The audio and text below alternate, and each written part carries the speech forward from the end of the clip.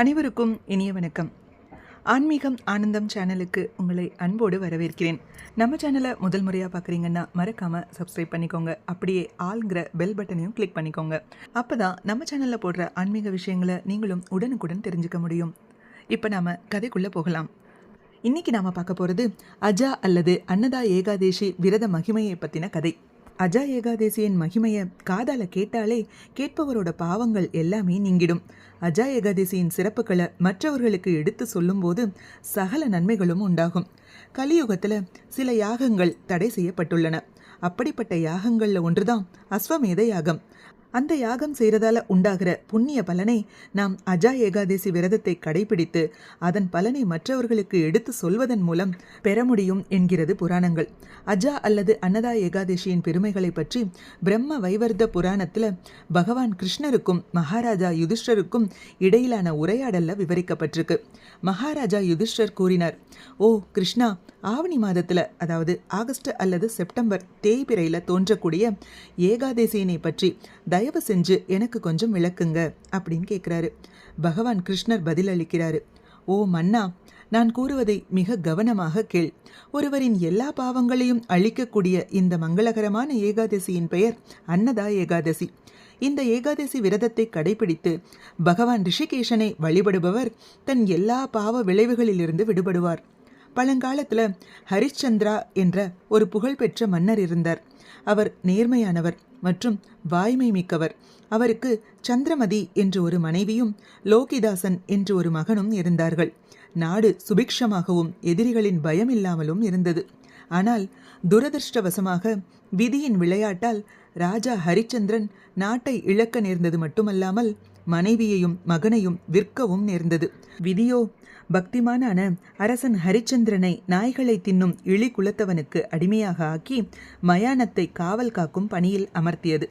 ஒரு அரசனுக்கு சற்றும் பொருத்தம் இல்லாத இழி தொழிலில் இருந்தாலும் ராஜா ஹரிச்சந்திரர் தன் சுய தன்மையை இழக்காமல் அழிவில்லாமல் என்றும் நிலைத்திருக்கும் உண்மையையும் நேர்மையையும் அந்நிலையிலும் விடாமல் கடைபிடித்து வந்தார். பல ஆண்டுகள் இந்த நிலைமையில் கழிந்தன. ஒரு நாள் தன்னுடைய நிலையை குறித்து அரசன் மிகவும் வருத்தத்துடன், நான் என் செய்வேன், எங்கு செல்வேன், இந்த எளி நிலைமையிலிருந்து எப்படி மீள்வேன் என்று கவலைப்பட்டு மிகவும் வருந்தினான். துக்க சாகரம் என்னும் மகா சமுத்திரம் அரசனை ஆட்கொள்ளத் தொடங்கியது. மன்னரின் இந்த அவல நிலையைக் கண்ட கௌதம முனிவர் மன்னரிடம் வந்தார். பெருமுனிவரைக் கண்ட மன்னர் மற்றவர்களின் நலனுக்காகவே பிரம்மா அந்தணர்களை படைத்துள்ளார் என எண்ணினார்.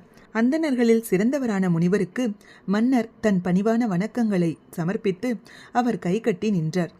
பிறகு தன் பரிதாபமான கதையை முழுவதுமாக முனிவரிடம் எடுத்துரைத்தார். மன்னரின் பரிதாபமான கதையை ஆச்சரியத்துடன் கேட்ட பெருமுனிவர் கூறினார், ஓ மன்னா, ஆவணி மாத தேய்பிறையில் தோன்றக்கூடிய அன்னதா ஏகாதசி மிகவும் மங்களகரமானது மற்றும் அனைத்து பாவங்களையும் விலக்கக்கூடியது. நீ செய்த பாக்கியம்.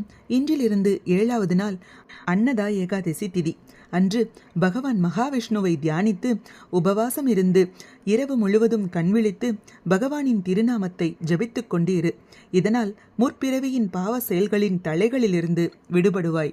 ஹரிச்சந்திரா, நான் இங்கு வந்தது, நீ என்னை கண்டது எல்லாம் கூட கடந்த காலத்தில் நீ செய்த புண்ணிய தர்ம காரியங்களின் பலனாகத்தான்.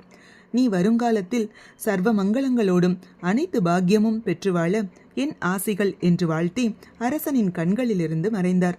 முனிவரின் அறிவுரைப்படி மன்னர் அன்னதா ஏகாதசியை அனுஷ்டித்து தன் எல்லா பாவ விளைவுகளிலிருந்து விடுதலை பெற்றார். பகவான் கிருஷ்ணர் கூறினார், ஓ மன்னா, இந்த ஏகாதசியின் அற்புதமான செல்வாக்கால் ஒருவர் பற்பல வருடங்கள் அனுபவிக்க வேண்டிய துன்பங்கள் அனைத்தும் உடனடியாக தீர்ந்துவிடும்.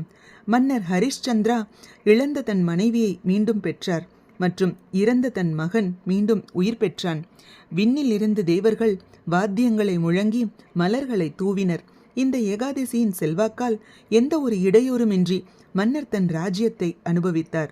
இறுதியாக மன்னர் தன் உறவினர்கள், சகாக்கள் மற்றும் தன் பரிவாரத்துடன் ஆன்மீக உலகை அடைந்தார்.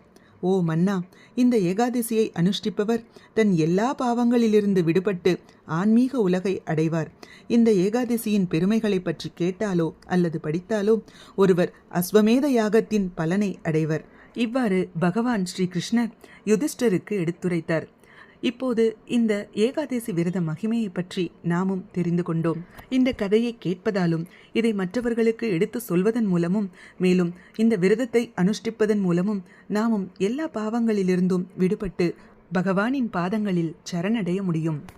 இந்த அன்னதா ஏகாதசி விரதத்தின் மகிமையை உங்கள் ஃப்ரெண்ட்ஸ் அண்ட் ரிலேட்டிவ்ஸ்க்கும் ஷேர் பண்ண மறந்துடாதீங்க. இது போன்ற ஆன்மீக விஷயங்களுக்கு நம்ம சேனலோட எப்பயும் இணைஞ்சிருங்க. நல்லதே நடக்கட்டும், நன்மையே பிறக்கட்டும். நன்றி, வணக்கம்.